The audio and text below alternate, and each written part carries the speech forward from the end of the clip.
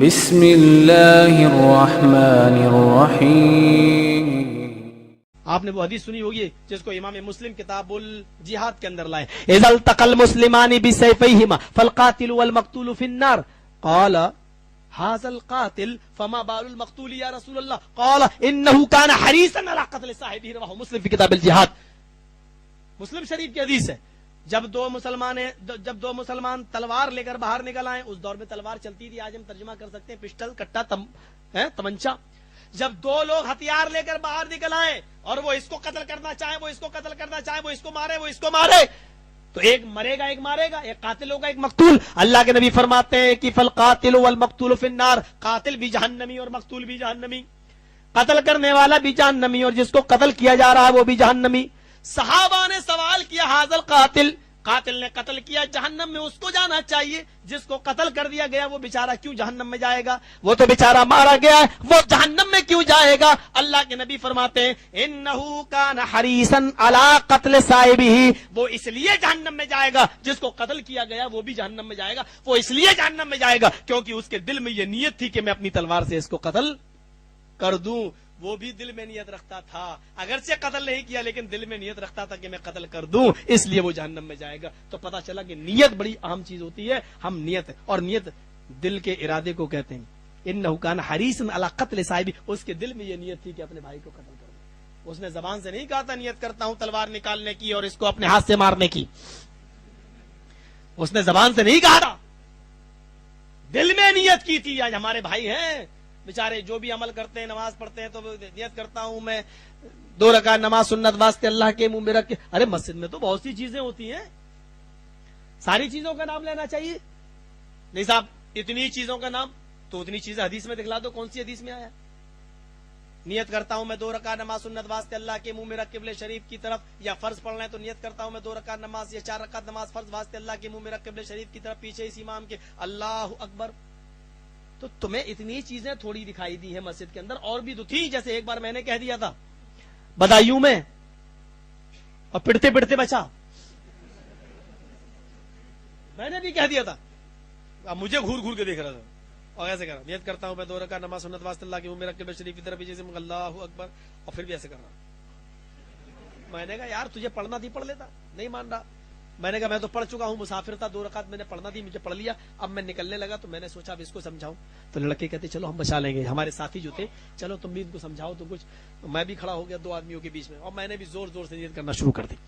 میں نے کہا نیت کرتا ہوں میں 2 رکعت نماز سنت واسطے اللہ کے منہ میں رکھ قبلہ شریف کی طرف، پیچھے اس امام کے دائیں میرا بڈھا، بائیں طرف مڈھا، اوپر آسمان، نیچے زمین، اوپر پنکھا، نیچے چٹائی، پیچھے نل کی ٹوٹی، آگے امام کا کھوپڑا، سامنے گھڑی گھڑی بج رہے 2 اللہ اکبر. میں نے بھی پوری نیت کر دی. اور نماز پڑھنا نہیں تھی، بابا رام دیو کی ایکسرسائز میں نے کر لی. نماز تو پڑھ ہی چکا تھا پہلے. جتنی چیزیں مجھے نظر آئیں ایک سانس میں نے کہا نیت کرتا ہوں میں 2 رکعت نماز سنت واسطے اللہ کے منہ میں رکھ قبلہ شریف کی طرف، پیچھے اس امام کے دائیں میرا بڈھا، بائیں طرف مڈھا، اوپر آسمان، نیچے زمین، اوپر پنکھے، نیچے چٹائی، پیچھے نل کی ٹوٹی، آگے امام کا کھوپڑا، سامنے گھڑی گھڑی میں بج رہے 2 اللہ اکبر. ایسے ہی کہا، 2 ہی بج رہے تھے اس وقت. اور میں نے بس جلدی سے نماز پڑھی، السلام علیکم رحمۃ اللہ، السلام علیکم. جیسے اٹھے تو ایسے جھپٹا میرے اوپر جیسے وہ کوئی بھوکا شیر بکری پہ.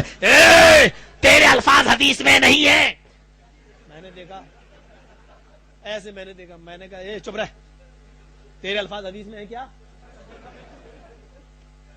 بولا نہیں میرے الفاظ حدیث میں ہیں. میں نے کہا تو میرے الفاظ بھی حدیث میں ہیں. بولا میرے الفاظ میری حدیث میں ہیں. میں نے کہا حدیثیں الگ الگ ہوتی ہیں کیا؟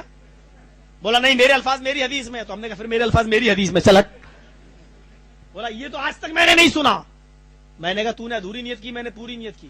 میری نماز مکمل ہوگی، تیری تو ہوگی نہیں.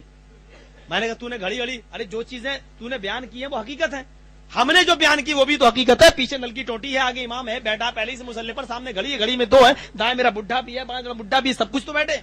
چل میرے مولانا کے پاس. میں نے کہا چل، تیرا مولانا کوئی آسمان سے تھوڑی ٹپکا ہے، چل. آگے ہی بیٹھا تھا وہ پہلے ہی سے، پگڑی وگڑی بنی. کیا بات ہے؟ میں نے کہا بھائی ہمارے یہاں تو دل میں نیت ہوتی ہے، یہ لوگ بولا ہم لوگ زور سے کرتے ہیں. تو کہتا ابو حنیفہ کے نزدیک زور سے ہے، امام شافعی کے نزدیک دل میں دونوں جائز ہے. چاروں امام برا کسی کی بات مان لو، ہمارے اس قوم کو اسی چیز نے تباہ و برباد کیا ہے. ایک کہہ رہا حلال، دوسرا کہتا حرام، ہمارا مفتی کہتا دونوں جائز ہے. پاگل خانے میں ہمیں بھرتی کر دو بریلی کے اندر، آگرے کے ہم ہی پاگل ہیں. یہ ایک چیز جائز بھی ہو سکتی ہے، ناجائز بھی، حرام بھی ہو سکتی ہے، حلال بھی. ایک کہہ رہا گھوڑے کا گوشت مکروہ، دوسرا کہہ رہا حلال. ہمارے مفتی صاحب کہہ رہے ہیں دونوں جائز. ایک کہہ رہا ہے جو امام کے پیچھے سورہ فاتحہ پڑھے گا اس کے منہ میں آگ بھری جائے گی. ایک امام کہہ رہا ہے جو امام کے پیچھے سورہ فاتحہ پڑھے گا اس کے منہ میں آگ بھری جائے گی. دوسرا امام کہہ رہا ہے جو سورہ فاتحہ نہیں پڑھے گا اس کی نماز ہی نہیں ہوگی. ایک کے نزدیک آگ بھری جا رہی ہے، دوسرے کے نزدیک نہ پڑھو تو نماز نہیں ہو رہی ہے. ہمارے مفتی صاحب کہہ رہے ہیں دونوں صحیح.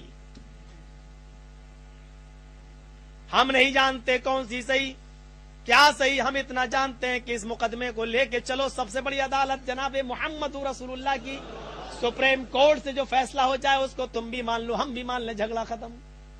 تم کہو گے میرے امام کی مانو، میں کہوں گا میرے کی مانو. تم کہو گے میرے مولوی کی مانو، ہم کہیں گے میرے مولوی کی. جھگڑا کبھی ختم نہیں ہوگا. سب سے بڑا جج مان لیتے ہیں جس پر تم کو بھی یقین ہو، مجھے بھی، اور وہ جج ایک ہی ہے جناب محمد رسول اللہ صلی اللہ علیہ وسلم. مجھے امید ہے ان کا فیصلہ تم بھی مانو گے، ہم بھی مان لیں گے. چلو انہی سے فیصلہ کرا لیتے ہیں. تراویح کا جھگڑا 8 رکعت یا 20 رکعت، 3 طلاق کا جھگڑا 1 مانی جائے 3 مانی جائے، حلالے کا یا حرامے کا جھگڑا جو بھی ہو، آؤ ان تمام مقدموں کو لے کے چلو جناب محمد رسول اللہ کی عدالت میں. ہم نہیں کہہ رہے ہیں کہ ہم صحیح ہیں، ہو سکتا ہے ہم ہی غلط ہوں، لیکن ہمیں فیصلہ چاہیے محمد رسول اللہ کی عدالت سے. ہمیں آپ کی عدالت پر بھروسہ نہیں ہے، ہمیں اس جج پر بھروسہ ہے جس کو اللہ نے جج بنایا ہے. فلا وربک لا یؤمنون حتی یحکموک فیما شجر بینہم. اے رسول تیرے رب کی قسم یہ لوگ اس وقت تک مومن نہیں ہو سکتے جب تک کہ آپ کے فیصلے کو بلا چوں چرا تسلیم نہ کر لیں. اللہ نے فیصلہ کرنے والی ذات دی ہمیں محمد رسول اللہ. چلو انہی کے پاس چلتے ہیں. وہ جو کہہ دیں نیچے باندھو، ہم نیچے باندھنے کے لیے تیار. وہ کہہ دیں اوپر باندھو، ہم اوپر باندھنے کے لیے تیار. وہ کہہ دیں 8 پڑھو تو ہم 8 پڑھنے کے لیے تیار. وہ کہہ دیں 20 پڑھو تو 20 پڑھنے کے لیے تیار. وہ کہہ دیں 36 پڑھو 40 پڑھو تو ہم وہ پڑھنے کے لیے تیار. تم کہتے ہو کہ نہیں نیچے نیت باندھنا ضعیف حدیث ہے یا منسوخ ہو چکی ہے. چلو میں نے تمہاری بات ہی صحیح مان لی ہے. تم نے کہا اوپر نیت باندھنے کی حدیث منسوخ ہو چکی ہے، لوگ پہلے بت لے کے آتے تھے. چلو میں نے تمہاری بات مان لی ہے. تمہاری ساری باتیں سر آنکھوں پر، اوپر کی حدیث غلط. چلو میں نے یہ بھی مان لیا بت لے کے آتے تھے، تم اس میں بھی 100% صحیح. تمہاری ساری باتیں صحیح، ناف کے نیچے نیت باندھنے کی روایت صحیح، سب کچھ ٹھیک، تم 100% صحیح. جب ناف کے نیچے نیت باندھنا ہی صحیح ہے تو مجھے اتنا بتا دو کہ پھر تم نے اپنے گھر کی عورتوں کو ناف کے نیچے نیت باندھنے سے منع کیوں کر رکھا ہے؟ صرف اتنا بتا دو کہ جب ساری چیزیں صحیح ہیں تو عورتوں کو پھر سینے پر نیت باندھنے کا حکم کیوں دیتے ہو؟ تو بت لے کے آیا کرتے تھے اس لیے نبی لایا، نبی نے منع کیا، نبی نے کہا اوپر باندھو.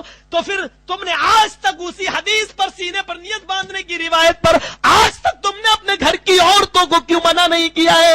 ان سے کیوں نہیں کہا ناف کے نیچے نیت باندھو؟ نماز کی یہ کیٹیگری کوالٹی تم نے نکالی ہے. مرد تو نیچے باندھے، عورتیں اوپر باندھے. اور حکمت یہ بتائی گئی جو کسی ماہر پوشیدہ امراض میں جو ماہر ہو وہی جانے گا، جو سیکس اسپیشلسٹ ہو وہی جانے گا. تم نے یہ بیان کیا ہے کہ مردوں کی شہوت نیچے ہوتی ہے اور عورتوں کی شہوت اوپر ہوتی ہے، اس لیے مرد کو نیچے باندھنے کا حکم دیا، عورتوں کو اوپر. مرد کو نیچے یہ بیان دیا تم نے، کسی حدیث کی کتاب میں نہیں آیا ہے. میرے پیارے ساتھیوں میں تمہاری بات ہی صحیح مانتا ہوں، 100% تم صحیح ہو، لیکن اتنا بتا دو کہ پھر تم نے اپنے گھر کی عورتوں کو اس پر عمل کرنے سے کیوں روکا ہے؟ نہیں ہے جواب تمہارے پاس. اس لیے میں کہتا ہوں سب سے بڑی عدالت جناب محمد رسول اللہ کی عدالت ہے. یہاں بس اس عدالت سے جو فیصلہ ہو تمہارے حق میں ہو ہم مانتے ہیں، میرے حق میں ہو تم مان جاؤ، کیونکہ قیامت کے دن تمہیں بھی اللہ کو منہ دکھانا ہے، ہمیں بھی اللہ کے سامنے جانا ہے. اس دن کی بدنامی سے بہتر ہے، رسوائی سے بہتر ہے کہ ہم لوگ اس دنیا کے اندر اللہ